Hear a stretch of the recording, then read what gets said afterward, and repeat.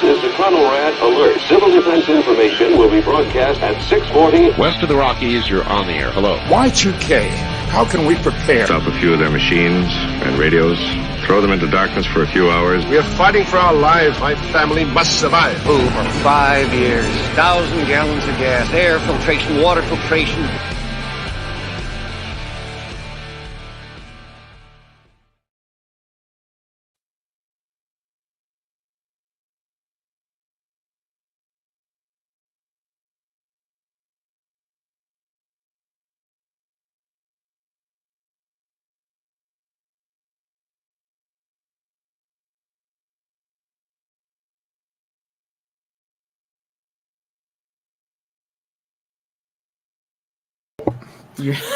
Let's try that again. He was muted. I muted it so we wouldn't get feedback. There we are. Hey guys, good to see y'all. We're going to skip the intro. I'll just add it later. This is what happens when we're on the road and we decide to do a live stream after an incredible event, but You can turn it a little bit so your workshop thing's not in my face. There, how's that? Yeah. Kind of bothering me. Yeah, it's rubbing you right in the face. So thanks, local prepper. We appreciate you. So I hope everybody out there has been having a good time. We have been rather silent on social for the last, but a week or so. We haven't done a live. Maybe. A while, yeah, this is the longest stretch that we've gone without doing an actual live in a long time. It's been kind of a vacation, hasn't it? It has, but we've been busy. Oh man, we'll tell you about it for sure. Yeah. So I picked you up 8 days ago, you and the girls in Nashville, Tennessee. Yeah, and we played Tourist for a few days. Our friends, we mentioned them in one of the shows, but we went downtown Broadway. We went shopping. We went on. Well, the girls have never been. So, right? Yeah, the girls had never been to Tennessee. Period. No, but they had to experience Nashville at least once. Yeah, and I don't think they were overly impressed with it because they're too young. Sure. And I don't know. I just find it's one of those things that. It's kind of like the dollar store version of Vegas. Yeah. But yeah. I like it, but I get it. It gets old really quick. One day is enough down there. I don't particularly enjoy Nashville. Like I know. I like the Opry Mills Mall. Yep. I did like that, and I did like the boat ride we went on. Mm-hmm. That was nice. But as for like Broadway and stuff, it's I know. Boring. It was fun. It's cliche. And Charlotte got to go on a mechanical bull. I got a really kick-ass old fashioned. Mm-hmm. We bought cowboy boots, cowgirl hats, and that was about it. That's about it. Yeah. Then we went out for some kick-ass barbecue, which I think I've told you guys about. We went to the Nashville Zoo, which was great. We went on a riverboat cruise. Yeah, the zoo was fun. The zoo was fun. The riverboat was awesome. But I find that touristy stuff is a lot more fun than actually going downtown Broadway. Oh yeah. Because I don't know, I like maybe 20 years ago. Sure. When I don't know, it's just I find it's being the age we are, it's like sensory overload, it's loud, it's obnoxious. And 20 years ago we wouldn't have had the money to go down there and enjoy ourselves. No, but like even if we did, I don't think I would have. No. It's just I don't know. It's just something about it's never appealed to me. I know. I get it. Let's say hello to everybody in here. We got local prepper in here who was our AV guy for the evening. He fixed us up there knowing that my turned my audio off. Caritalee, Bouffard. I hope I got that right. I probably totally butchered it, but it's great to have you. Rachel Brown, great to have you. Off-Grid Ping, we just saw him a couple hours ago. Yeah. I heard you left without saying bye. It's okay. I heard his chainsaw demo. But I didn't see it. So at least I know you must have got something to cut this afternoon because you were going. Lots Project. Haven't seen Brian in a hot minute. It's been ages. Ages. Ryan Pippin. I saw you today on the live feed of Self Reliance. It was great to see you there. Digger. Great to see you. Byron Roberts. We're one state away from you at the moment. Good to see you as well. So then we came and we chilled in Camden, didn't we? We did. Yeah, a whole week. I know that seems like a long time to be in Camden, but we made the best of it. We did. Well, we had the intentions were there. Yep. Like we had full intentions of. We managed to get down to the land with Kathy and Chris. Yep. And we didn't stay very long because we got in a little bit later, and it was starting to get dark, and everybody was getting cranky and tired. So we figured, well, we'll just head back to the hotel and we'll go down the next day because Kathy and Chris were leaving early in the morning. Yep. And then lo and behold, it just started raining and raining and It did. raining. And then the one day we were going to go, I don't think I've told the story on here, have I? About my No, but we did miss the one day because it was a lot of rain. It was ridiculous. But I don't think I told them the story about my live stream that completely fell apart, did I? I don't know if you did or not. Well, I'm going to get it on here just so I have it recorded and you guys can hear it. A lot of you may have heard it already, and you might have seen the other day that I had an impromptu live come up really quick for Dickie Barrett, the lead singer of The Defiant and used to be the Mighty Mighty Boss Tones. And it was pretty exciting. I've been working on getting him on here for about 6 months. I get an email from his representative the night before. Hey, we're going to come on your show tomorrow at noon. Can you make that work? I'm like, you don't say no to a big deal's representative. Well, you got to tell him the whole story. Sure. The whole story. So we're driving along. Like he said, oh, I got Dickie Barrett coming on tomorrow. Mm-hmm. And this was on Tuesday. Because so we assumed it would. Yeah. I know. Yeah, let me tell the whole story because this is how Mr. Cook does things. So we start heading down the highway, heading towards the land because it was just sprinkling a little bit. So we're like, okay, well, you know what? It'll probably keel off, taper off a little bit.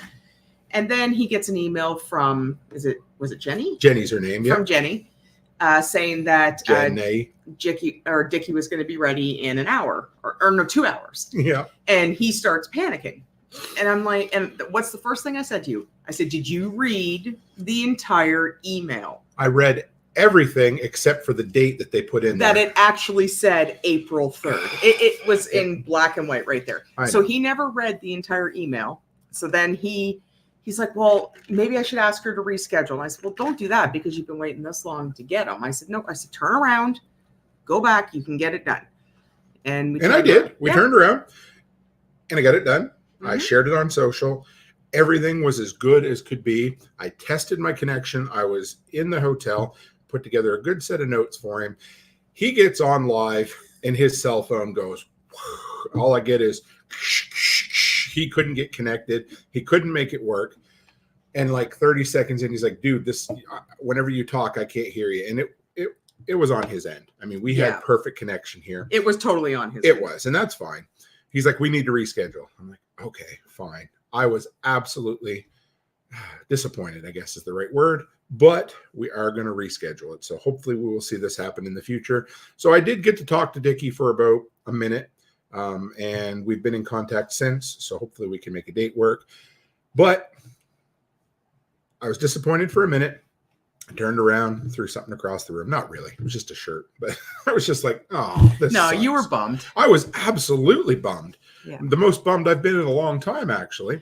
Yeah, and with just cause. Sure. But I think you probably wouldn't have been so worked up about it if you had read the email completely. Lots of things. And you had spent the entire morning preparing for it. 100%. Because you were, when you knew you had the date wrong, you went from like 0 to 60. Sure, I did. So you were already worked up. If I'd have had another day to do it, but here's the thing.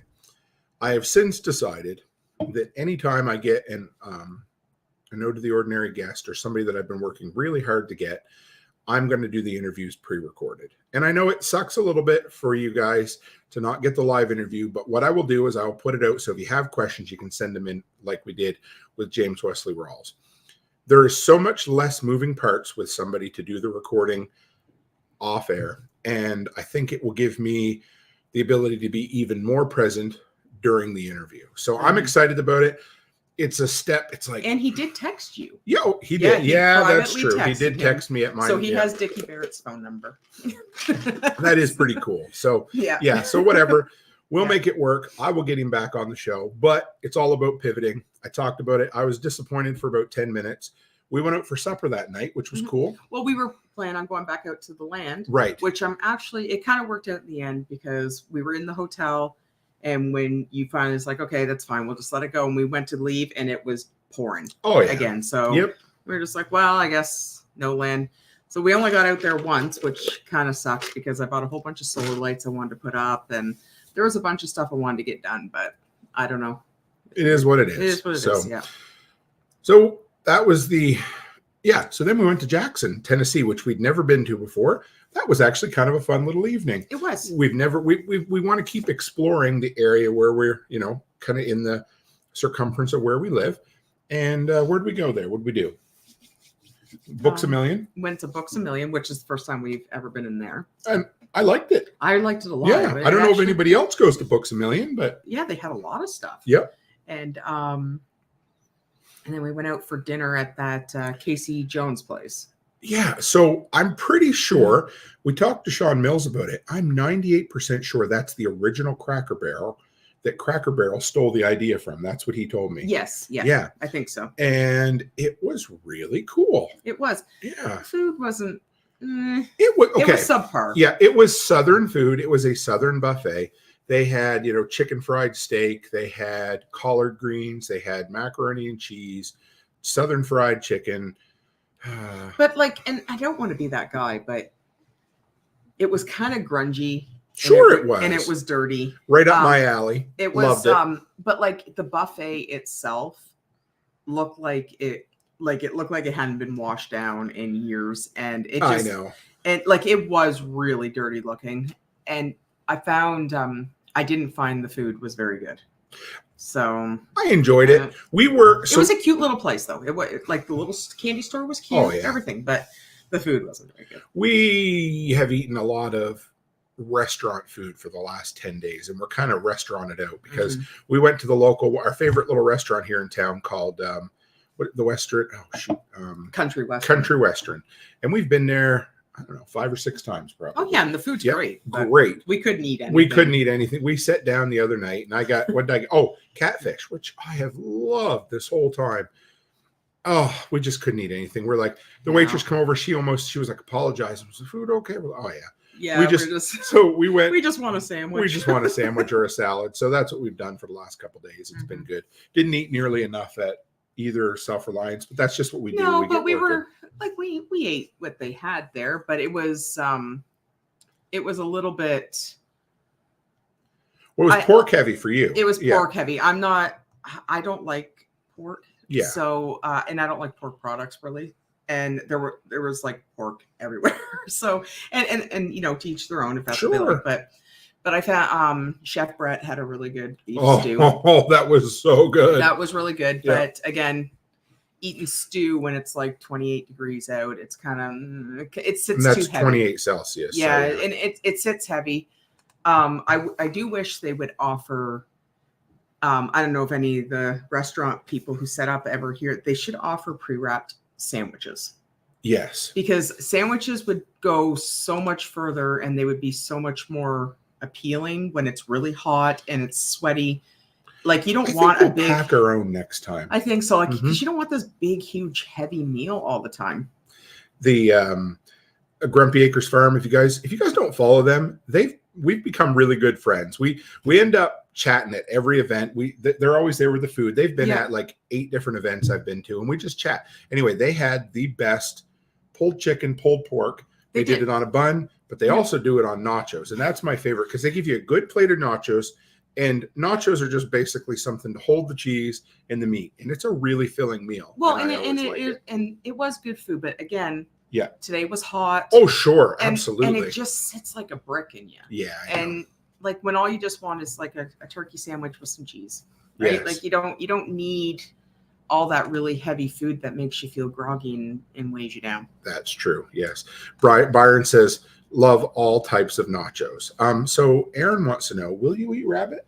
No. Would you try it? No. I don't like rabbit. I'll bring something. I find rabbit's really greasy. I love rabbit myself, so no big deal. But no offense to anybody. Honestly, Aaron, I'm not a huge meat eater. No. If I liked more vegetables, I would probably be more vegetarian. But I can handle. What do you like? You don't like meat. You don't like vegetables. I don't know. I will eat. No, I do. I don't mind a little bit of steak sometimes, and I don't mind roast, and I do like chicken. But I'm not a huge meat person. I know. I'm really not. And I eat more meat than you do. So she said she'll have something for you. So okay. That's awesome. So the B-Man J, just got to shout you out. I didn't get to hear your presentation, but Jeremy, one step closer, who's on the road, him and his dad both come up to me afterwards and said how great you did. I talk about this, but this is the power of community. B-Man J. So I'm just going to give you this little 6 degrees of separation with Kevin Bacon thing. So if you go back, let's just go back all the way back when I first started my YouTube channel. And there was a guy that used to come in. His name was Pappy Cannoli. He just dropped in every so often. Cool dude, always encouraging. So here's how community works. Pappy Cannoli loved my live streams. He knew James from the Prepper Broadcast Network. So he said, James, you need to get Tim on Preppers Live Monday night. Great. James reached out, said, Tim, do you want to come on? I said, yes, I do. I came on. He said, we'd like to have you join the Prepper Broadcast Network. I said, okay. And then he said, you need to meet Rick and Jane, who run Prepper Camp. So I brought them on the show, became really good friends with Rick and Jane. So they invited me to Prepper Camp. I went to Prepper Camp. The first Prepper Camp, I met, It's Doomsday Jester from It's Doomsday podcast. We hit it off. We did some interviews. The next year, we come back to Prepper Camp. Jester says, Tim, you need to meet the most interesting man in the world, B-Man Jay. Jay just blushes and says, shut up, Tim. But he says, you need to meet Jay. Jay and I hit it off. We sat down, had a great interview. And Jay and I consider Jay a friend now. And so I said, Jay, you need to speak at Self-Reliance Festival. So I introduced him to Nicole. Jay was speaking at Self-Reliance Festival, and there you go. I know that's a long ways, but I want you guys to see how one little thing way back then goes and you meet all these cool people because of that. It was awesome. I had a hell of a time. So let's start with, we went out Thursday to Self-Reliance, he said, shut it. Yeah. So I just shook Jay's hand, give him a big hug in the parking lot of the gas station, which sounds kind of funny, but no, it was good to see you, brother. I don't know if you would be home yet or not. Maybe he is anyway. So let's start. We went out Thursday for a little while, right? We popped out. We did. Yeah. No, Friday. Thursday we went out and got the tour from John, didn't we? Or was it Friday? That was Friday. That was Friday. Okay. So we went out Friday, and this was the best event I've ever had. Yep. Simply because, you were with me, but you've come to a few events, but we also had Alice and Charlotte. And what do you think they thought of the event? I think they had fun. Yeah.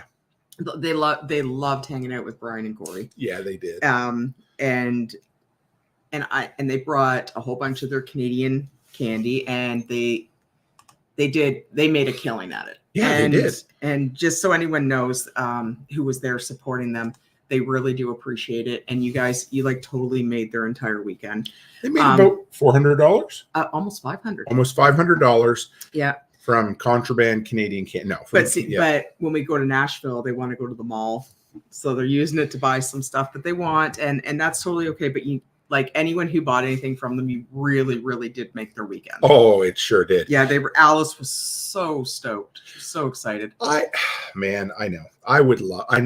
We can't do it.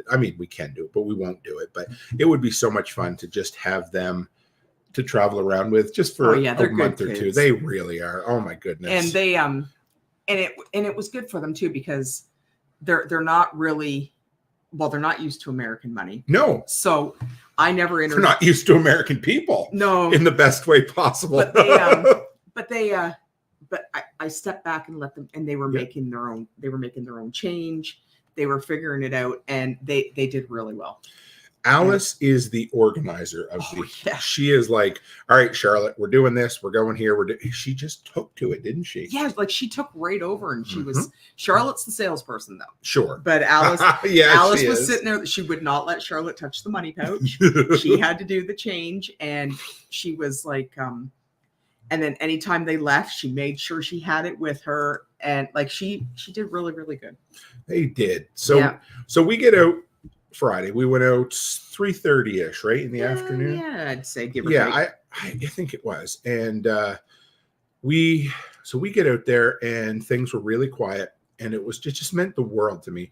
But John Willis come over, and he hung out with us for a solid hour. I think it was longer than that. Chatted with us, and he's like, "Hey, do you want to see some cool things?" And he took us inside. I've been through there, but the girls have never seen it. And you had neither, most of it, right? No, I hadn't been upstairs. No. Right. And so he took us through and showed us all of his treasures, all of his cool things, took all the time to explain what they were to the girls and answer their questions and chat it meant the world. I know John knows it. And I don't know if John always knows how much he affects everybody, but they just loved it, thought the world of him. Oh yeah. And And Charlotte, Alice didn't have too many interactions with her, but Charlotte thinks the world of Amanda. Oh, she was so excited to see her. And then when we went back, and I think it's because she listens to you talk about them. Yeah. And then she was so excited to meet Amanda and so excited to meet John. And then when we went back, when she first met her, she knows that Amanda's got the dyed hair and the fancy nails. Oh, yeah, and then when she couldn't wait to show Amanda her nails on Saturday morning. She was so stoked about it because as soon as we went there, she goes, I wonder if Amanda's here because I got to show her my nails. And she was so happy about it. And I don't think, I know they realize how much, with their age, that they look up to them, you know what I mean? And it's because they listen to how you talk about them and stuff. And Charlotte, they just thought the world of them. Absolutely. So I want to back up a minute to the Kentucky Sustainable Festival because we talk about Charlotte's nails. Yeah. So Melissa, who sells spices, we all love Melissa, and her son is married to, they're both very young and married. Her son's married to Haley, who has her own business called Haley by Nails. And her parents introduced Nails by Haley. Nails. What did I say? Haley by Nails? Nails by Haley. Yeah, right. And so I made the connection with her. Her parents introduced her to me at Self-Reliant or at Kentucky Sustainable because they were so proud of her because she worked so hard. And so I knew as soon as I met her, her work is astonishing. I knew Charlotte is going to love to get her nails done. So we drove out to Waverly. I guess it was Friday morning. Yep. Got her nails done and was able to support somebody in our community. So that was really cool. So Charlotte was really proud of that. So then that brings us back to Friday at Self-Reliance Festival. Yeah. And then on Saturday morning, she just couldn't wait to show Amanda. Absolutely. She's had to show her because I don't do my nails. Right. And she noticed Amanda's blue nails and she just could not wait to show her. So true. It was so, you'll have to let Amanda know that. I will. Yeah. I will. Michael Sparks, good to see you, brother. He said, wow, Tim and Becky's still working it. He's the oil guy from AMS Oil from inside. Yeah, Mike's such a good guy. Yeah, it was good. I used to apologize after every event to 1,000 people because I didn't have enough time to speak to them. But I have realized that that's just part of the event. If you get 3 minutes, you get 10 minutes, This event was a lot smaller, so you spoke to quite a few more people than you did last time. I never felt, this event, we'll talk about that a little bit more as we go on, but this event was a really good size. I never felt rushed or overwhelmed. I never once got stressed out like last year at the beginning. I was really because you were new to the MCing, but you did it before. Oh, I love MCing. So what are you eating, Brian? Brian says he's may or may not be sampling some Canadian fairs at the moment. I was kind of a dick to everybody who I sent some. Okay. Because with Carrie, I gave him one of everything. Sure. And Brian and Corey, I gave them 2 of everything, one for each of them. Yeah. So just enough for them to find out their favorite and get addicted. But Canadian. They don't have any more. You're a Canadian drug dealer. So see, you know what'll happen. But I told them to keep track of which ones they really, really like, and I will send them down some more. We'll send stuff down to Jamie, and then we'll be like, Jamie, you can't eat it all. You need to pass it along a little bit, just a bit. You can eat most of it. But but this time the all dressed chips were a huge hit. I guess so. They were. Next SRF, I'm going to send down cases.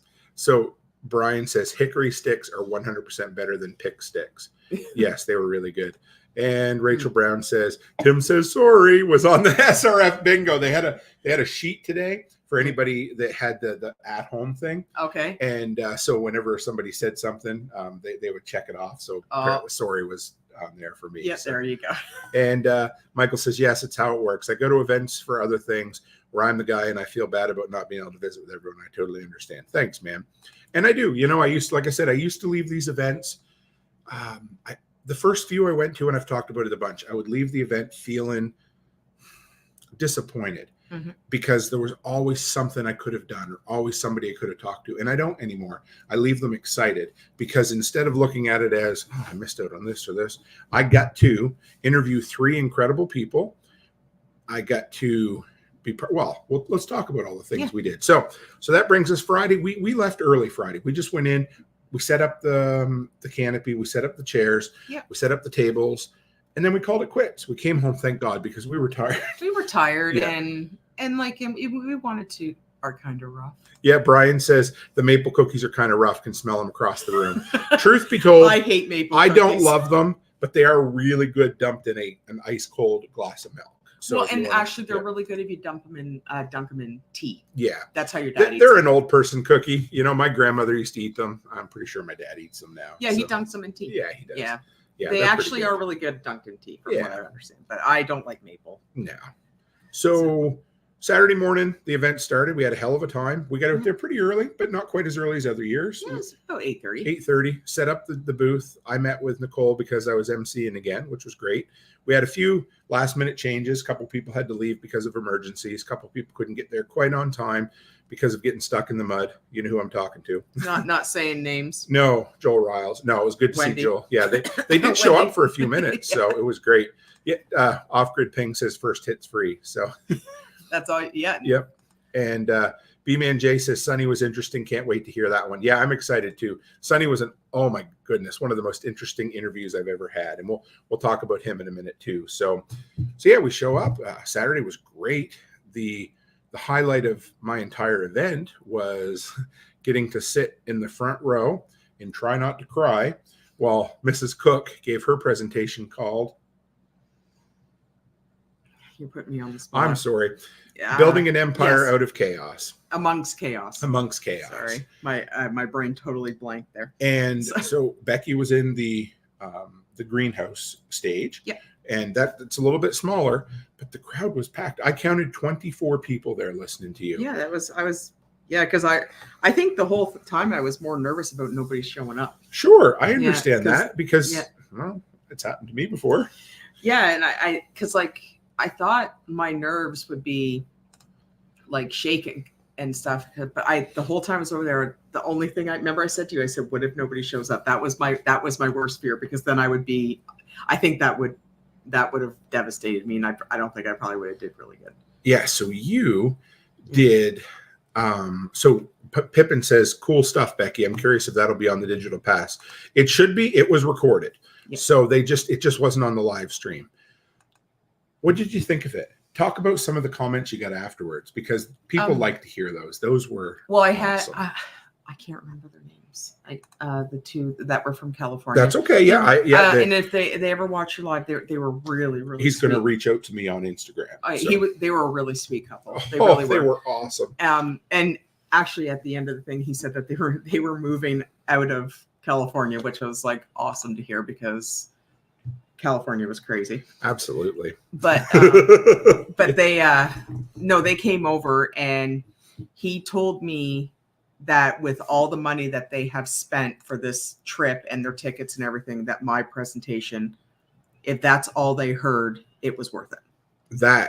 There was no better comment on that than you could. No, that I would never ever expect a comment like that ever, and it made me feel really good. And they came up to me afterwards, after they were done talking to you, and they said the wife had tears coming down her eyes from your presentation. So, I mean, you don't have to talk a lot, but you were pretty open about your past, right? About a lot of things, and awesome. You know where I came from, and but like I know. Like I just didn't think it would affect anybody like that. So, and it makes me feel good. Like I don't ever want to make anybody upset or anything, but it's nice when you can relate to people. And it's not upset tears; it's empathetic tears, because they've been relating there. To exactly. Like tears, like you can relate to people, and like what you said too is like you always want everyone to know, because we put ourselves out here that we're transparent, and that's who we are. We're not fake, and basically what you see, this is what you get. Like there's nothing that we ever we don't put on a show. That's what I want people to know is when, hopefully, and I've said that many times, that when we hung out with AJ at the banquet. We'll talk about that a little later. But I just told him, I said, I just want folks to know that what you see on the workshop live stream is hopefully what you're going to get in real life. And if it isn't, I want you to slap me across the face, because it's just who we are. Yeah. 100%. Yeah. Like I guess you could say we're 100% genuine. Like everything you see, this is what you get. Oh yeah. Love it or hate it. Take us or leave us. That's why I'm at the point where I'm just like, this is what you're getting. If you don't like it, there's the door, right? Joshua Wynn says, how many people's lives were changed this weekend? Good job, everyone. There were so many. I don't know. I don't even know. It was incredible. I love when you see people like, oh, I'm from this state. You're also from this state. Let's get together. Mm-hmm. I'm pretty sure that there's going to be a prepper speed dating at the next event. We have talked about this for a while, and it needs to happen. There are so many people out in the prepper sphere, homesteading, all of that are looking for a significant other that don't know where to look. And there was a huge question on our final panel. So we'll talk about that in a little bit. So Saturday, your presentation, I was pretty busy all morning doing emceeing events, which was good. And you were busy selling, which kind of kept your mind off it. Exactly. But babe, I told you, you knocked it out of the park. I think I did pretty good. Yeah. Michael Sparks says none of us are the Kardashians. Got to be real. So true. And if you're not, well, because just think how tiring that would be. Oh, like to have a fake persona online and then having to keep that persona up when you're talking to people and meeting people, because just one slip up, it could like totally ruin your entire career. Like, and just think how exhausting that would be all the time. Like, it's not worth it. It really isn't. Like, if you can't be genuine with who you are, then you're in the wrong field. Somebody was talking about, Ariana Grande, the girls. Oh, gosh, somebody said she's changed her voice again. Not that you guys need to know who she is, but they said it's like her fourth voice since she's been in the public. Yeah. Like, well, she's could you imagine needing to do that all? It would be tiresome. I'm like, I didn't even wear a hat tonight so you could see my bald head, and I'm like, oh boy, here we are, Yeah, like just keeping up a fake persona. I think that's more tiring than anything. Oh, I have to be. Yeah. I mean, I don't want to keep up with the Kardashians. Do you? No. I don't have the energy for it. Not even a little bit. So later on Saturday, I did 2 interviews on, I think I did 2 on Saturday. Yeah. So Nick Ferguson, which was awesome. So here's something. Nick and I have never met in person before. I believe we'd been at the same event and never had a chance to talk, which was great. I gotta back up for a minute. Tactical Redneck, it was great to see you. He says this is from Tactical. It's exhausting just being me, much less trying to be somebody else. Yes, exactly. That is true, and I appreciate it's exhausting being yourself. It really is. So we, where were we heading with that? So Saturday, I did an interview with Nick Ferguson in the afternoon, which was awesome. I got to hear his story. And then Mike Shelby from Forward Observer, we had a great conversation. This is the second one we've had in 6 months. They're both going to come on the live podcast at some point. And yeah, so that was basically our Saturday until we did the banquet. We did the banquet. And it was good. I know it was. Yeah, I know you always come away from banquets no matter where you are. It was fun. I had fun socializing. It ran a little bit late again. Not as bad as other years. No, but it's still kind of disappointing because Sam was there from Slave to Servant. Yep. And I really, really wanted to hear him play some songs, but everything ran so late. I know. And then it gets to because he is really talented, and I was listening to some of his music there, but by time you get around out of the dinner, and by time you're done talking, we have to. What are you talking about? Yeah, right. Shut up. And then we're just we're just tired, right? Mm-hmm. And of course, then we have another early morning again on Sunday, so we can't just stay out. We try to get out of there by 8:00 because then. I turn into a pumpkin at 9, and if I want to be functional the next day, we have to be in bed at a good time, right? B-Man Jay says, good food even if you didn't see me. I was worried about Jay. I was sitting there the whole banquet wondering, Jay didn't get over for his food. I'm talking to him later on, and he's like, dude, I was right next to you. I don't know. Yeah. Yeah, see? He never And there's my brother-in-law, talking. Barrett Bishop. He says, when is he ever done talking? I don't know. When I'm sleeping? No, not even when I'm sleeping, guys. And actually, I had an interview with Brian. Oh, yeah. At the end of it. And I think he's going to post on there, but I just wanted to shout out to Amy and Barrett. He got himself a new truck.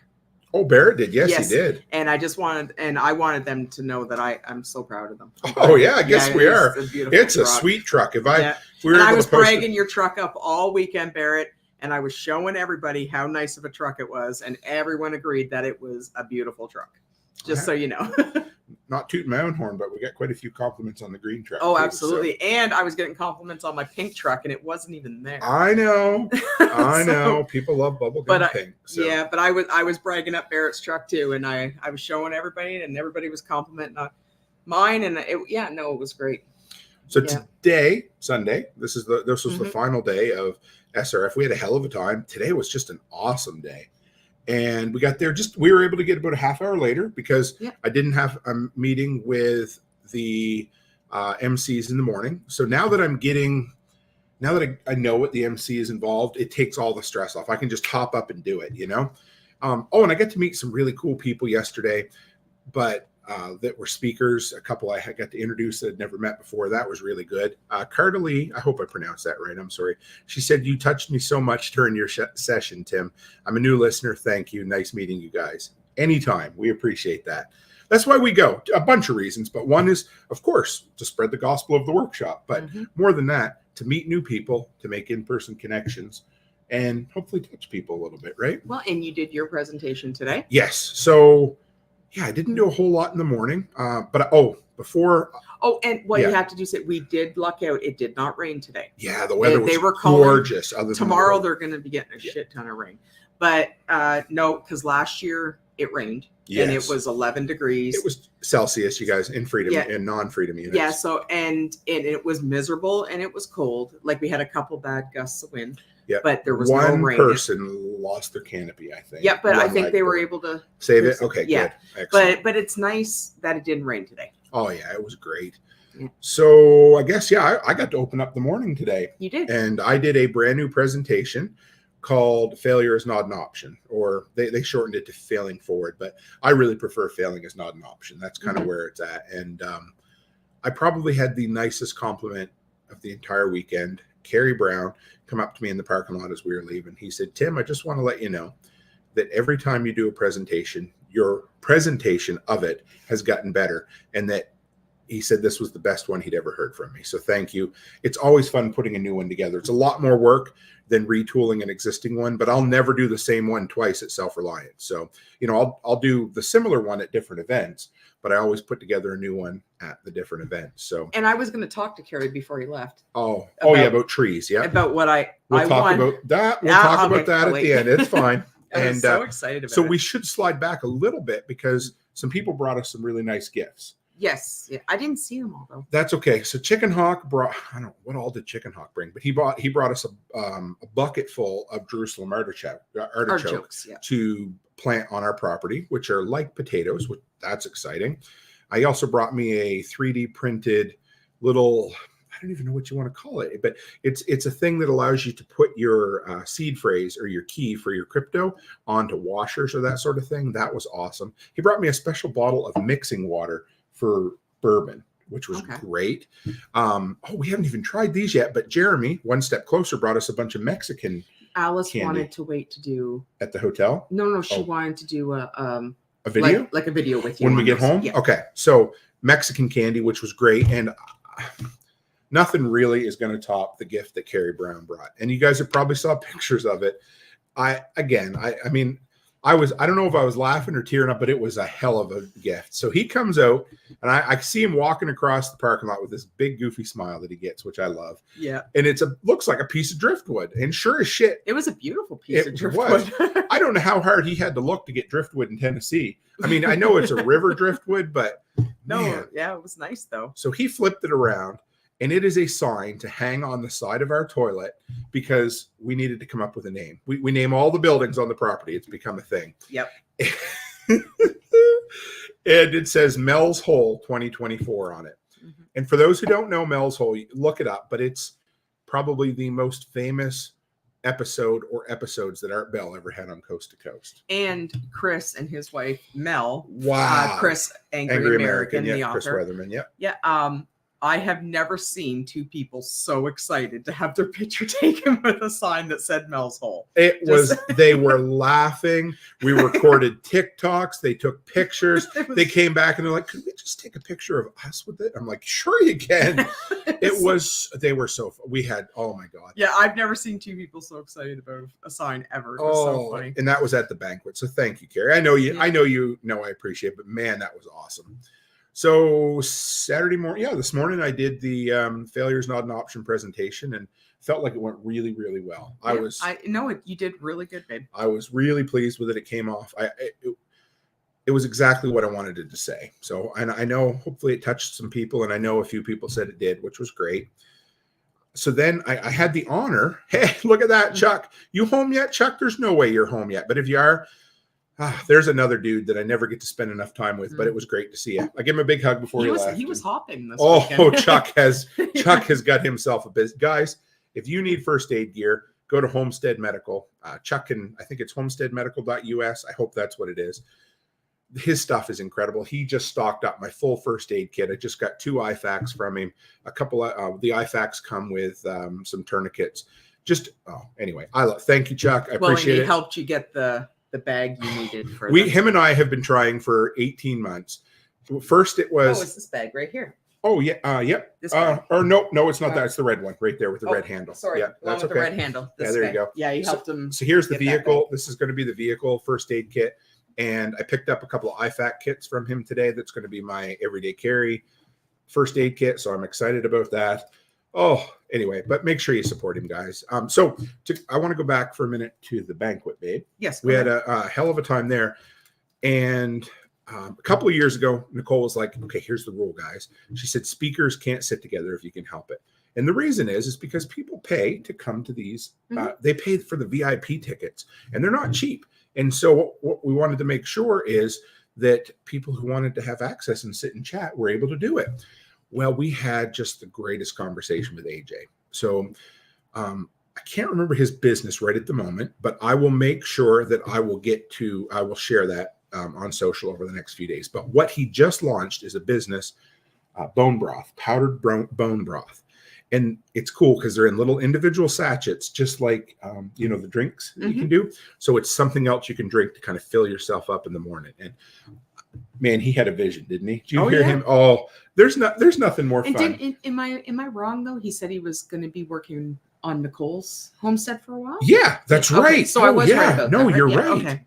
Yeah, like when is he supposed to be down there? Because then he'll be close to you. Yeah, so he's there for, I think, until the LFTN thing. He's from Montana. He's staying for the spring workshop, so I will see him there for when we get there. And AJ was awesome. What a good dude. So like he must be staying there for a little while then. I think so. Yeah, he said he was helping her out with some stuff there. Oh, now I know who Chris is. Now that I see the picture with the chainsaw. I was trying to put the name. Yeah, we had a good conversation today too. So I also today had the honor of introducing Angry American on stage. So that was what a great guy. Oh my God. That's what I wanted to bring up because Chris didn't know me from Adam when I first reached out to him and Mel to bring him on the show a couple of years ago. And he still has, it's not the record, but he has the record for the second longest ever workshop episode. It's 2 hours and 45 minutes. John Dowie and I decided to break it one night and we went like 3.5 on purpose. And it was awesome. But other than that, Chris has the longest episode. And I kept asking him, like, dude, do you want to keep going? He's like, oh yeah, let's go. And I damn near pissed my pants that episode because it was so long. But he was great. Anyway, so I got to hang out with him at KSL. And the dude is exactly what he puts out. Yeah, well, I said that on the way home. It's like, what a genuine guy. Like, just really, really, like, him and his wife are really sweet. And they're personable and they're funny. And like, no, I enjoyed their company a lot. He's top notch. Like he just a genuine dude. Like, and he was one of those guys that I thought, it'll be cool to interview him. But to be honest, I said this in my presentation or when I introduced him, I said, Chris could easily just be a character, Yeah. He looks like one. Yeah, he could just be, a long bearded, cigar smoking pretend prepper who writes books.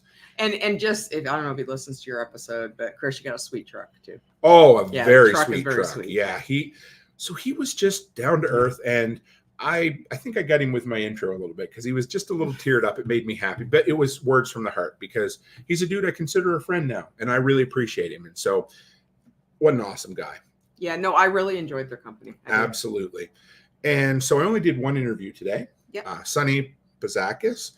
What a funny guy. Oh my God. He was like, Tim, we need to do an interview. And not because he wanted to, because he knew I wanted to do one with him.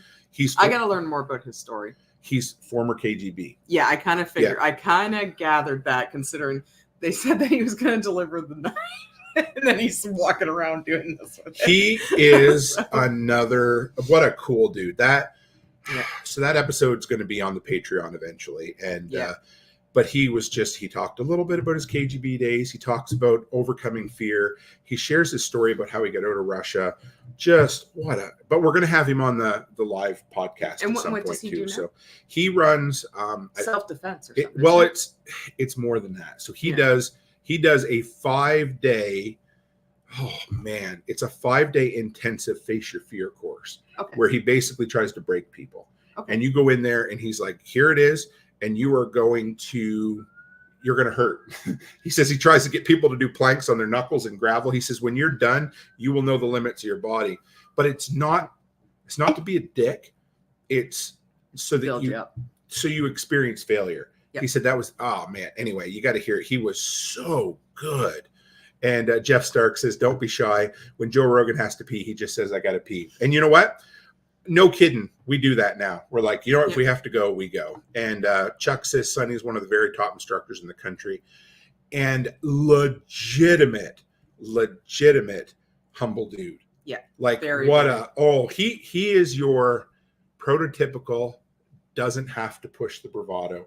And he's the scariest dude in the room. I love his accent. Oh, what a great accent. I forgot to tell him this. And Sonny, I really appreciate the time you spent with me. The dude reminds me of somebody from John Wick.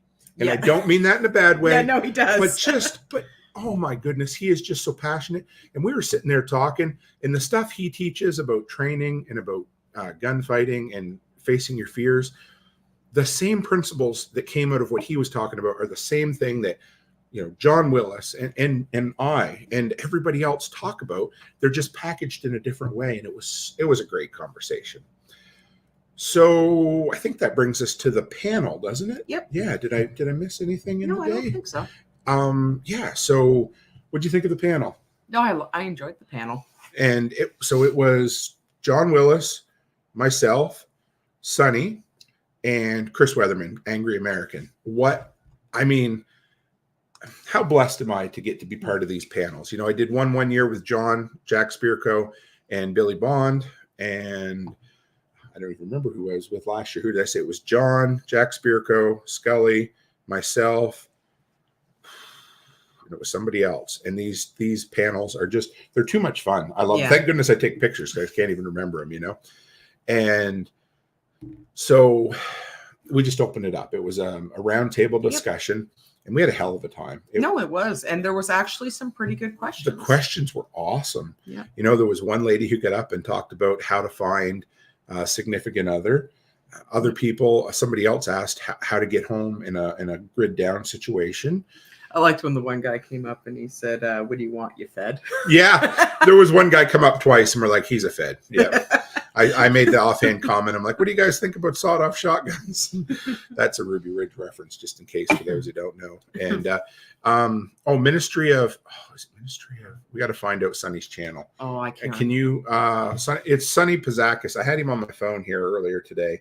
And I know he said it, but I can't remember. I will make sure that I put all of your, there's sonnypazakis.com. So SONNYPUZIKAS.com. That's what it is. And he is just a cool dude. So there's, if you can see it, there's one. He does combat. It was awesome. So, thank you, B-Man J. B-Man J said he's got some pictures. So you recorded the panel? I did record the panel. And, Corey has some pictures she just sent through. There we go. Some more pictures. Oh, good. Some candy pictures. So yes. No easy way to share them right at the moment, but I will. Gracie Cook, there's our daughter. I'm very proud of you for helping hold down the fort while we've been gone. Mm-hmm. She says Ollie's listening to us. That's our hairy grandson. Yeah. He has a genetic deformity that coughs. The canine form. He has 4 legs and a bunch of hair. So the panel was an absolute honor, guys. Like it was a ton of fun. It won't be great audio quality, but it'll be good enough that we'll be able to get up onto the YouTube channel and stuff. Yeah. And I have mine, but Becky's isn't going to make it onto the YouTube channel. It was recorded on the back end and we didn't get a recording of it ourselves. So it is what it is. It is what it is. Yeah. I know I did well. There was some... we kind of did that on purpose anyway. We were like, anyway, it is what it is. But it'll be on the purchase. Oh, on Patreon or on the you'll be able to get it through the SRF portal for sure. Yeah. So the panel, and then we did the giveaway. And of course, so here we go, guys. Actually, you know what? Let's back up a little. You guys missed something. The people on the live stream, I'm sure, heard it. But we were a little behind in ticket sales. So we do ticket sales for Dark Horse Lodge. You buy a ticket, and then people win donations from all the different vendors, right? And then it's 100%. Yes, every dollar goes to Dark Horse Lodge, and that's a place that supports veterans when they get out of the military. If they need somewhere to go, they have this lodge, and they go and they can discuss and do what they need to do. It's kind of like counseling and therapy. Yeah, and everything, right? Exactly. It's just an awesome. They've been, I think Self Reliance has done it for a few years, so it's a really good cause. Oh yeah, we were getting behind in tickets, so I decided the first time I got up, I said, anybody, what was it? We had to sell $500 or $300. No, you just had to sell some tickets. Yeah. So I decided, since there's just been running gag for a while, that Becky continues to tell me that I'm not funny. Everyone proceeds to tell her I am funny, and she still doesn't believe it. So you're going to do it on the live, and you're going to make a video about it. All right. So here's the thing. So a bunch of folks today supported Dark Horse Lodge. They bought a whole bunch of tickets. And because they did that, I promised live on the air and in a TikTok that I would say that I am not funny whatsoever. There, I did it. And Becky agrees. I'm not making a caveat or anything. I just had to record it, get it down for posterity's sake. And so finally, we wanted to get a few more tickets in, and I said, if we sell $100, is that what it was? $100. $100 more worth of tickets, I would tell the most embarrassing, not really embarrassing, but I would tell them it was pretty embarrassing, the Niagara Falls story. So I did. You can't repeat it. Oh no, I'm not repeating it here. I'm just teasing them. But it was great. Like, I'll never tell it on here. But it was it's a story that was worth the extra money for the tickets. Yeah, it was, and we sold a shit ton of tickets. Absolutely, yeah. I think in the last two ups, like the very end, $600 in tickets we sold. So I was really pleased with that. So really appreciate people who did that. And it was a smaller event this time, about 300 people, which was fine. But there was a lot of people that canceled last minute. I think there were some people scared about the damn, like, I heard some people saying that they canceled their tickets because they were afraid that the eclipse was going to give them cancer. Yes, absolutely. So yeah. Oh, did they say 600? I wasn't sure how many people there was. And Rachel Brown says, Tim's poop story, laughing my ass off. Yep. It was pretty good. That's all you're going to get on here. But it was fun. I was able, $600 tickets. Yeah, that was just in those last, probably the two sessions we did. So into the giveaway we go. How much did you spend on tickets, hon? $200. $200. That's not bad. But it was mainly because it's for a good cause. Oh, bullshit. No, it really is. No. No, actually, it's because you love to buy tickets. I do, but when Tactical went up there and I know it was that's actually true. It was really and I don't know if Tactical watches it, but he is really a sweet guy, and I enjoy his company. He came and sat with me. Oh, good. And we were talking. Okay. I really love Tactical. I do. Yeah. He's really a sweet guy, and he's really pleasant to talk to. And we talk about the dogs. He has the greatest heart. He's just awesome. Yeah, it is poop related. It was quite funny. So here's how it started. Nicole and I were going to do the draw. Nicole was going to hand out the prizes. I was going to roll the little wheelie, and I was going to pull the tickets out. So I pull the. What'd you do with it? It's in right in there. If you want to, Okay. So hang on, I'm gonna just gonna set up the stage. The story. I roll it up, shake it up, and I pull a ticket out, and I look at it, and I said, I'm not reading it. I'm not reading it. And I give it to Nicole. She goes, "Do you need glasses? You can't read that." And I'm like, "Nope." I said, "You're pulling the tickets, and I'm handing out the prizes." Because last time, the prize I really wanted was that bug out bag, get home bag from Spags. Yep. So Becky won half the damn prizes this time. I didn't win half. So I won 4. There was another lady next to you that won more than you. She won more than me. Hang on. So the very first prize happened to be what? Barrett's going to like this one. This beautiful kukri. Check that out. And I even looked at them when we were looking at the tickets, and I said to the girls, I was like, I want that friggin' knife. I got to show you what this. You want me to open it for you? Yeah, this knife is like the coolest shit ever. Well, it is basically a a long knot. There you go. Look at that. A machete. It's like a machete. The first ticket was rigged. I know. Isn't that a beautiful knife?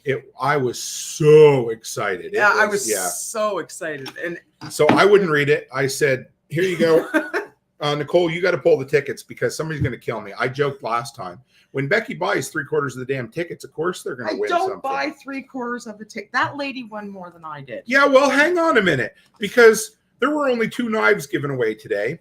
So where's the other? Is it in here? Yeah, it is. We won this one here, which was nice, a nice little kukri. And the other one should be in there, I think. So Mrs. Cook also won yet another knife. Oh, yeah. And it's, check that out. It's a neck knife. It's a neck knife. It's not as nice as Patrick's. No. But it's actually pretty cool. Yeah, and it is from, what's that say?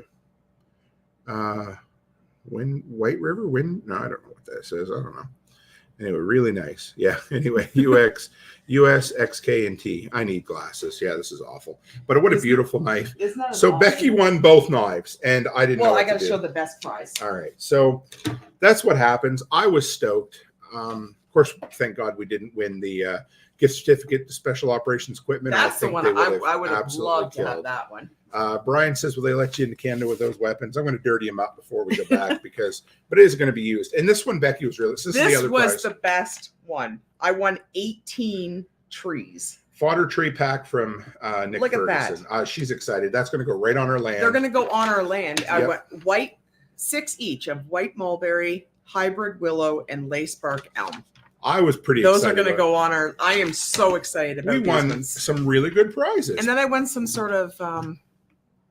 Was that it? No, you had one. No, it was like a safety thing. I don't like a box of safety gear. Oh, okay. I never opened. I left it down in the. Oh, it was that little survival kit. Survival kit. Yeah. Yes. Okay. Those are fun, Yeah. But what? Yeah. So I was proud of you. Yeah, I won some good. You worked really hard buying those tickets. And last time, I won the jams and the jelly and stuff, and you left them. I did. I apologized 3 or 4 times. Yeah, but I'm so excited about the trees. The trees are the best. I kind of wish they were fruit trees, but you know what though? If I get 18 trees, maybe he'll have some online and I can buy some of the fruit trees. Yeah, you never know. So it was, I was excited for you, baby, because that's something that's going to go into the land, and I'm pleased.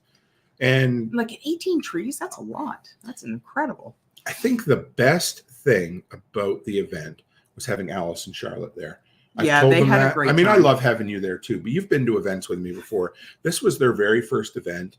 Charlotte was right there with me. It was pretty cool. I got to pick up the prizes, talk about them, and then she was the one delivering them to the people. She loved doing that. I know she did. She did. It was fun. She busted Brian's balls all weekend.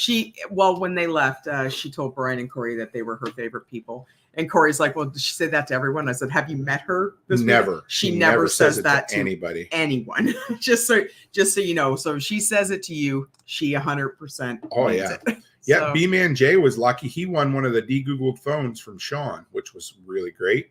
And Chris Dixon, good to see you, buddy. He said, nice work, Becky. Yay, trees. Can't beat that. Absolutely. she plants the trees, and then I get to cut them down. So there you go. Don't you be cutting I won't touch your trees, I promise. That is a sweet friggin' knife. Yeah, sure. Here you go. Yeah, look at that. Brian says Charlie was his favorite, too. Yeah, look at that sweet knife. That is a hacking knife. I can't wait to test that out. It's so, and like, yeah, no, that's. I mean, that is like cut somebody's hand off at the wrist kind of knife. Yeah, like Yeah, that could do some damage. You wouldn't believe it. I know you're going to say I can cut your hand off with it. That's what you're going to say. So that brings us to, I think, the end of Self-Reliance Festival. Mm-hmm. We packed up. We had a good time. And I love that we get to leave now without feeling like we didn't. Yeah. No, this one here, Amy's more stabby because you could do some stabby with that. So Rachel Brown says, are you going to get the girls on to talk about Self-Reliance in the first video to Tennessee? I think I will. Yeah, I bet you they will too. Yeah. You know what? They were really tired because they hate the first thing Alice said to us in the truck when we were leaving. She goes, can we sleep in tomorrow? So you know what? They were tired. So we're traveling tomorrow. We are beat and we don't even want to travel. We got to go to Nashville tomorrow. and then we'll have one day to kind of relax. So maybe Tuesday night we'll do a live with the girls. That would be a lot of fun. Really like that. Yeah, they would. So Barrett wants to know if this is Tim proof. It friggin' well better. It's full tang, so you can see the metal goes all the way down. And if I break that, there's something wrong. I'm going to be disappointed if you break that, because that's my knife and I'm letting you borrow it. I know. And B-Man J says those knives work great in the bush, which is, yeah. And everyone has heard it. I am letting you borrow it. Sure. It's mine. Yeah. I told her she could wear this, but she doesn't want to wear it. So she can't wear it at the daycare. I don't like things around mine. I know. Well, I don't like, yeah. Could you imagine wearing that at the daycare? No. I don't. Can you want to grab? Let me show. Look, can we show them our SRF haul? You should grab your purple one too if you want. You know where that is? I packed it away. Okay. All right. Well, I can show you at least what I picked up from John this time. So you guys know my over-the-shoulder tactical carrying bag that I love so much. His Merce. Yep. So the first one I had was half. Hold this up so they can see it. Was half this size, so about that big. Then the one I carry now was the full size. However, this one is a 4 size. It's 2 sizes back to back, and inside we've got. I can't even show you it Gracie said, "I'm going to use that to peel my potatoes." Yes, absolutely. We got a double pouch that sits down in the middle. We got 2 single Velcro pouches, and then a long deep pouch right there. And this is the one I wanted to show you. This is around the neck pouch that you can carry that John makes. So it's a zip pouch there. And then on the back, it's got 2 pockets for knives or whatever it is you want to carry, pens. So well, I think Brian and Corey have those. Oh, okay. Yeah, I'm pretty sure Corey had one around her. Okay. Yeah, so this was my cool little get thing. And then Brian, you'll like this new one that he's got. This is the new one that they have out. Yeah, so it's a tool bag. Amanda gave us a killer deal. So with this is compartments. A double fold-out tool bag. So you've got see-through here for the double pouch, see-through right there, and which one did John? This is the new one. Right. Yeah. I think if I'm right, is it this one? So Chuck's on there. He just says I'm making an IFAC pouch. Is it this one right here that you use, Chuck, the Velcro one, or is it the double wide that becomes the IFAC pouch? Remind me, because I wasn't sure which one I'm supposed to put my IFAC into. So this is the tool bag. Oh, the bifold tool carrier he uses for an IFAC. Okay. So Chuck, since you're out there and I can get you for 1 second, which one did we choose for my IFAC? Was it the small right here? So we got a small individual pouch, which I think that's the one I was going to use inside of my everyday carry bag. I don't think it was this one, but remind me if you can. And then this was the cool thing. This is the 18 months work. Is pick out what we need. Chuck sold it to me. I brought it back this time. And this is the bag from John. So here's our medical bag on the small mesh. Thank you, Chuck. So on the outside is a tearaway. What do we got here? That's a tourniquet. We got a tearaway tourniquet right there. And then inside, I'm really proud of this. Chuck did a great job organizing it. So that's all of the first aid. This is going to be the truck first aid kit. Yep. Nothing in there that really will be hurt by the crazy Canadian winters. I don't think, anyway. I hope not. Yeah. But I guess we'll find out. Yeah, we will. So, and then you picked up a purple. It's kind of like, it has like the little mesh bags in it. And I'm going to do up a medical kit for my bag. Yep. And I think it's probably going to be like a go bag, like with my couple sweet. Days worth of pills and everything in it. So I love that bag. And it'll fit right underneath the back seat of my truck. Perfect. And we're going to do you up when I get home. We're going to do you up with a whole bunch of stuff. And B-Man says they're quality bags. I want to tell you that one, this one right here, baby. You want to grab that? Yeah. So I made some adjustments to this. I'm not sure. This is Tim's Merce. This is my everyday carry bag. It's a Merce. It's my everyday carry bag. And if you want to see inside, I made some changes. So I used to have, for anybody that can see, I had a single pouch right here and then a double pouch right here. Now, I don't know if this is going to be too crowded, but I decided to pick up 4 individual pouches. They're all Velcro. They don't move. And they give me individual spaces to store everything. In his Merce. In my Merce. So we'll see. I may end up making a change. It's a little thicker now. You already put them in there? I did. I put them all in there. So you know what? I don't think it's I like too bad. It gives me some room to organize I think you're going to have a hard time remembering which is which. Yeah, but I'll get the hang of it. Maybe I'll color code the zippers. But too bad you couldn't get different colors. I know. So I could have, but Chuck says he carries that one almost every day. Yeah. But what I wanted to show you guys is I've been using this for a full year. This military grade nylon webbing. It hasn't. I mean, there's nothing wrong with it. It's as good as the day I went. You know, the clasps, everything about it has just held up really, really well. Brian said you'll be able to to I'm not going to talk about that. Organize your makeup. Yeah, I know. So Brian said that I can organize my makeup. So thank you very much. I appreciate it, Brian. And his chapsticks. My chapsticks. I borrow those from you and don't give them back. So, So what would you say was the highlight of the SRF weekend? Hang on. Yeah, give you a minute to think about it. Barrett says, need one of those go emergency bags on Big Red. Good idea. We will help you with that for sure. Chuck says Brian can help me with my makeup. Yeah, actually, Barrett, we can, when you're here in the fall, maybe you can get Chuck to help you do them up. Absolutely. We'll do a first aid kit and an emergency bag. Yeah, absolutely. Yeah, that'd be great. John's stuff is, you could tow a tank with it, man. I'm telling you. Pippin says, I grabbed an SOE tool bag last October SRF, and that thing goes with me everywhere. I dig it. I've just fallen in love with having a bag. I always bust your balls about having a purse, but they're convenient. They're great. I can take anything anywhere and keep it organized. And it says it's bomb rated. Yeah, and it's great. So what would you say, baby doll, was your highlight of this weekend at SRF? Doing my presentation. How come? Well, because because it's something, it was out of my comfort zone. And it was nice to be able to do something that I've never done before, and I didn't screw it up, and people showed up, and I don't know, I was just getting that first one behind me, and I hope that maybe in the future that they'll ask me to come do some more. Oh, I know they would. Yeah, so B-Man J says the networking was the best thing for me. So anybody who watched it online or was there present, put it in the comments. I'd love to know what your favorite thing was, because I have to cheat. I mean, I don't have to cheat, but my answer is going to be the same as yours. Yep. Except I didn't do your presentation. I got to experience it. And it was one of the most surreal, incredible things I've been a part of.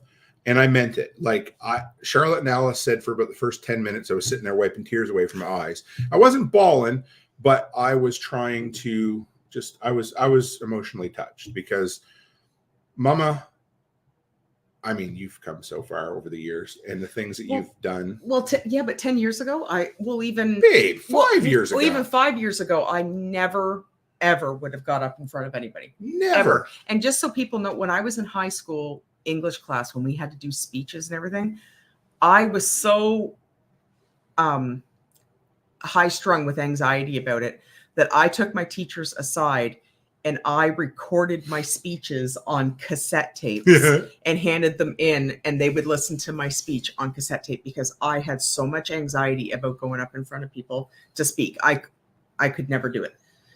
And so and that was in high school, and even 5 years ago, never would have done it. You are just, I mean, I don't know. It's awesome. And of course, and I like meeting everybody. Yeah. I always.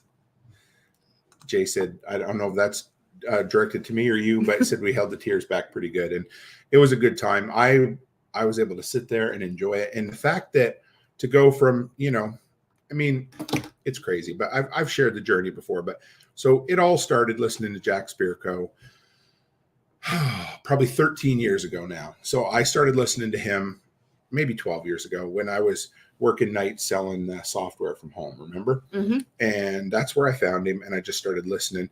And then I got onto the Zello channel probably 3 years after we moved out here, so maybe 7 years ago. And for those that don't know what Zello is, it's that it's like a CB app where people just do and then talk, right? Yeah. And I loved it. I got to meet Jaggy there. That's how I first met Nicole, how I met Patrick Worman. And kind of like CB. Andy, it is, absolutely. And Andy Eddings, a whole bunch of other folks. I don't even remember everybody I met in there. I think that's where I first met Tactical too. Yep. Even before he was living at Nicole's on her property. So I got to meet everybody. They were my first imaginary internet friends. They were the group. And then eventually, I started my channel. Nicole invited me on her show, and then she invited me to her LFTN and wanted us to come down. And then we couldn't go because COVID shut everything down again. And then we finally went 2 years ago. And I was lucky enough and blessed enough that you came along with me. And she's supported me on this crazy ass dream and ride for all these years. Mm-hmm. And we were walking down that hill, and I've told that a bunch, and you're like, hun, we found our family, our tribe, our friends, remember? Mm-hmm. And then that led to buying land in Tennessee. And that finally led to you getting up on stage talking at Self-Reliance after building the fucking greatest business in the world. Well, and you have to remember too, being able to do it, for me to even be down here, like Amy's at home holding the fort down. Yep. And I know, like, I hope she's not too stressed, but she's doing awesome. She's holding it down for me. And I'm really, really, and Tessa's doing awesome too. And all the girls and well, I say girls, but Brandon too. But I know, I've talked to Amy a couple times, and she didn't sound too stressed or anything. So I think she's holding it down pretty good. But if I didn't have her there, I wouldn't be able to be down here either, right? And I'm glad that they support it too. And absolutely, it makes me feel good about that, because, you know, like, maybe eventually we could get Amy and Barrett to come down with us. I would love that. Like, oh my God! Maybe I could talk Amy into doing a speech with me about women entrepreneurship and daycares. Now she's tuning out. She probably won't. Who knows? But every time I tell her I'm coming down here, she calls me a fucking asshole for leaving her. But I'm really glad that she supports it too, right? Absolutely. So, and I don't ever want to put too much stress on her, but I'm really happy that she 100%. Yeah. But I wrote the speech, and I wrote it all and it's funny because when Brian was interviewing me afterwards, which was actually pretty cool, because I've never been interviewed before. We never talked about that. Yeah. No, he called me into the tent, and I'm like, me? Because I've never been interviewed before, and I would love to do interviews. I would love people to reach out, and I've never ever had. That was my first interview ever, and thank you, Brian. I really I really appreciated that, because it kind of, like, I've never had anybody ask me before, and I told him that it was like one of those things that. That opened it up too, because he was just like, well, what did you think? What did you take from it? And the one question that he said is like, what do I appreciate about Self-Reliance? And I told him, it's like, when you get down here, and anybody that's coming new to Self-Reliance or has never been there before, when you come in with an idea on how to do something, whether it's like starting a business or homesteading or anything like that, you're not just getting one idea. You're getting 15 different ideas, and none of those ideas counter-react or cut down the previous idea. So like, if somebody comes to you and you're like, if you go up to someone, you say, hey, I have an idea about homesteading. Yep. Then the first thing that most of these people that at Self-Reliance, like presenters, like, you know, like you and everything, they'll say is like, well, what did so-and-so say? And then they'd be like, okay, so I'm not going to repeat that, but you know what? That's a great idea. But take that idea and add this idea to it. And then by the time you leave, you have 15 different ideas that you can mold into one.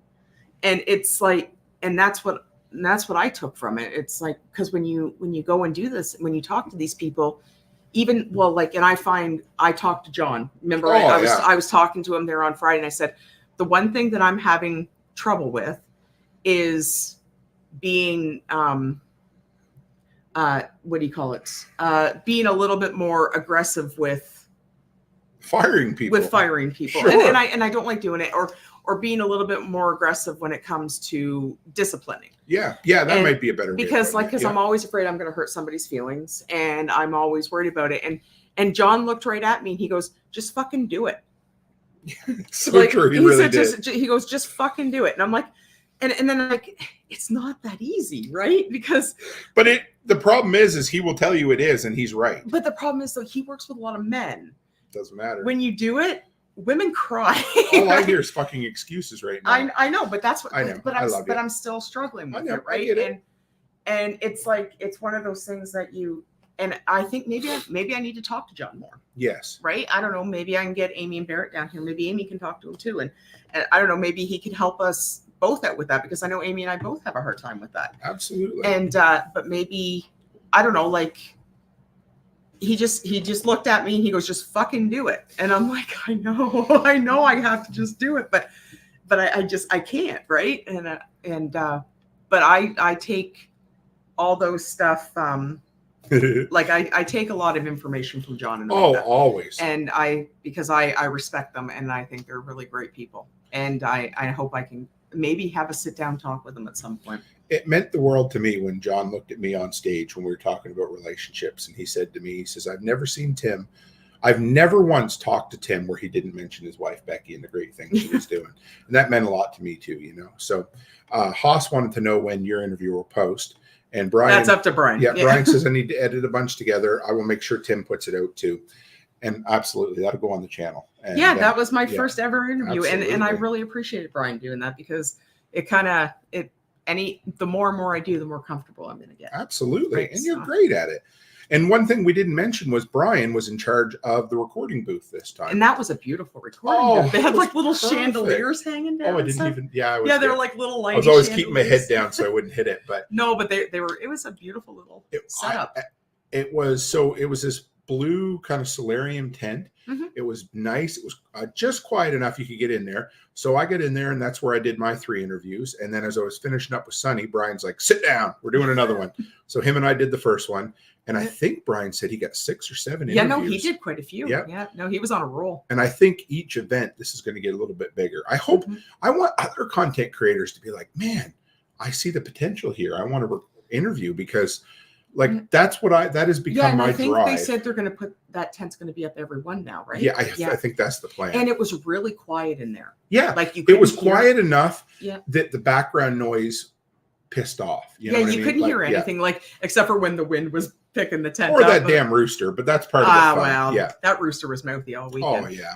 So, but it was a great spot to get in, record in, and I loved it. I love having those spots. They need to have that every session, because that is actually and it is a good spot for just somebody to randomly, like if there's nothing going on in there, like say somebody wanted to come and have a 15-minute chat with you. Yep. You'd be like, hey, let's go in here and sit and have a quiet chat, or maybe they want to have a personal talk, right? It's a good quiet space. Absolutely. And nobody was like hovering or interfering or anything. Nobody was ever really at the door listening or watching. No. It was just, and you could shut the doors if you had. You could, yeah. Yeah. But it was perfect. It was a nice, safe space. We hate that. No, I'm just kidding. No, it was just really nice. And because sometimes people want to come talk to you and they don't want anybody else listening. Right. So you can say, hey, let's go in here. It was great. Right? And then you'd have the privacy. I loved it. It was a great way to, and Brian knocked it out of the park with it. Yeah, he did really well. Yeah. I really enjoyed the interview. Yeah. I was really happy with it. And so, that was, so for me, I guess when I go now, the 3 things, number 1, I want to do a presentation. I always want to do one at these events because I want to get better every time. So that's 1. Number 2, I want to bring home interviews. Most of these interviews go on the Patreon, but for me, it's a few things. But number 1, they're going on the Patreon. Number 2, it sets me up to bring them on the live stream eventually. And number 3, I make really good friends. And all of them are people I consider friends now, which was also great. And then the final thing that I go to these events for is the connections, all the other people. Yep. And I don't know, you lose track, but I probably had 10 different people who come up to me and said, Tim, I listen to the podcast quite regularly. I never comment or message or anything. I just want to let you know I'm there. And it reminded me something that I don't think about very often. And, you look at your download numbers and you see somebody who, watched it on YouTube, and you don't know who watches, and we've got, I forget what it is, 250 people or something, or 270 people, I don't know, in our Telegram group. And it's great. And I see you guys every day, and I get to hear from you guys, and you're the guys that I think of because you're the delinquents, but I forget about all the other people that are hidden and just download numbers. Mm-hmm. And every one of them is somebody out there listening, taking their hour every day to listen to what you put out and supporting what we do. But to all those people that have said that, if you are in the live, comment. Oh, sure. Yeah, come and talk. Or even, but even if you don't need to be scared, we're not going to bite. We're not going to yell at you. Even if they don't listen in the live, if they listen after the fact, send me a message, and on any social platform, because it's really inspiring to hear that from people. You're like, oh shit, yeah, they're listening. But you don't want them to be scared to come in and talk either. No. Because don't ever feel like you're gonna get attacked or singled out or like nobody's gonna not accept you. You everybody in this tribe is accepted. Absolutely. And don't ever be scared. B-Man Jay says he wanted to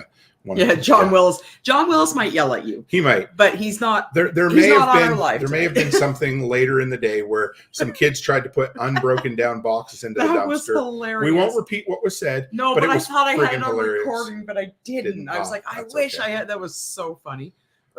So you guys will get over the next few days. You'll get my presentation. And you'll get I think most of the prepper presentation. I think we got that right. Most of the panel, yeah. Most of the panel as well. So those will be coming out. So this is now April. So I'm due to put up another Patreon post. So there'll be something coming soon there for that. Last month was Paul Wheaton, which was great. I've got so many in the can. I don't even know what to do. I can't release them any faster because I'm not. It's once a month. It's simple as that. I got to hold on to them because I'm not doing a fall trip. Can I tell them the one thing I am doing though? Yes. Okay. So I am 100% committed to not doing a fall trip. However, I am going to fly down and be at Reliance Festival in the fall because I have a hell of a time missing that event. And thank it's God, only for a couple days. Yeah, and Mrs. Cook was the one who said, Tim, you need to go. So I appreciate you. As much as I know you hate me being away, she looked at me and said, honey, you need to go to Reliance. So I told Nicole, and Nicole's like, all right, you're on the speaker schedule. So I will be at the fall. It's going to be the only fall event that I'm at. And I'm not driving. It's not a road trip. I'm flying in, renting a car, and that's it. So and then hopefully next spring we can we want to come down here and work on the land for a little bit, but I think we'll probably do SRF in the spring. Oh, absolutely. Because it's in our area. So what we're looking at, we're not going to any events in the spring. What we're looking at, things can change, but we're just going to talk about it for a second. So we've got coming forward, it's LFTN, Mountain Readiness, and then Nate and Aaron's, and then I'm home. Then I'm flying down for Reliance. That's it, just those times. Yep. And then we're home. That's it. And then in the spring, if all goes well, we're going to come down for at least a couple of weeks, work on the property only. We're going to schedule a work day, another Delinquent Scully work day. A couple work days. A couple work days so folks can come. We're going to tie them into the day or two before Reliance Festival. Yep. And it'll be fun. It'll be a great time. And then it'll just be Reliance Festival. And I'm guessing I'll probably do a road trip in the fall. We'll see. Yeah, we'll see where that ends up. So, so that's what we're going to do. And it should be a good time, hey? Yeah. Well, I think that covers it. That was good episode, Mrs. Cook. I had a lot to need to get off my chest before I forget it. Just been eating you up. Oh, eating me right alive. Yeah, I've been sitting here thinking, I got to share all this because if I don't, I'm going to friggin' just vibrating. So, it's like, honey, let's do a live stream. Want to do a live stream? Let's do a live stream. Want to hang out with me? Want to hang out and talk to all our imaginary internet friends? Well, we put all our suitcases in the truck and everything, so they have. Yeah, we packed everything up. We're like, we ain't got it. We don't have a lot to do in the morning. Just get up, get ready, have some breakfast, and hit the road. I think Barrett wants to come with us. He said spring road trip next year. I would love Amy and Barrett to come down. You guys need to come down and work with us on the land for a couple weeks. That would be awesome. So much fun. Yeah, it would. Just the four of us. Oh yeah. Like, well, we can either drive down or we can fly down and rent a vehicle. Oh, I'm driving. I want my. We'll drive. Okay, so we'll drive down. But they can fly down and we can meet them. Or we can take two vehicles down. Yep. We could bring my pink truck. We could have a convoy. I think it would be fun, and I would love for them to come down. Absolutely, it'd be a hell of a time. We could, trust me, I'll have some work done on it before. But in the meantime, between then and then, I hope to be. Yeah, Barrett's got a brand new truck. Yep. He can take it. You can bring your truck down. Absolutely. So, but we can. I plan on starting to buy materials so that we can have a good surplus on the land, so that when we do come down in the spring, we have a shit ton of stuff to work with, and that way, when we have those couple work days, there's more than enough to do. Absolutely. We'll plan what needs to get done for the spring work day, and it'll be a good time. Yeah. So. Perfect. All right. Want to call her quits for tonight? Absolutely. I'm beat. I'm ready for bed. So you're not going to bed. I won't. We're just going to go watch. You know what? We'll probably watch. Well, I say TV, but we're going to go watch our phones. No, we'll go late. This is how it goes for the evening. So for the next half hour to 45 minutes, we'll lay in bed watching TikTok. She'll watch TikTok and I'll watch YouTube shorts, and we'll send them to each other while we're laying in bed as we relax for the evening. So that's pretty much. We've worked our asses off, and we're going to go have a good. Yeah. Exactly. Yeah, a good sleep, I guess. So. All right, guys, with that, as always, stay happy, stay healthy, and have a great week.